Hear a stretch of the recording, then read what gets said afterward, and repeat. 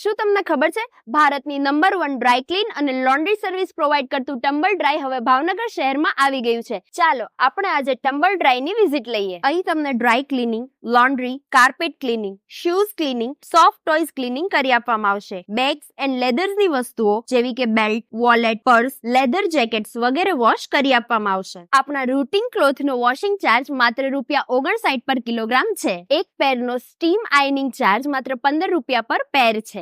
માત્ર ₹149 કોઈ પણ પ્રકારના શૂઝનું ડ્રાય ક્લીનિંગ શાઇનિંગ સાથે કરી આપવામાં આવશે.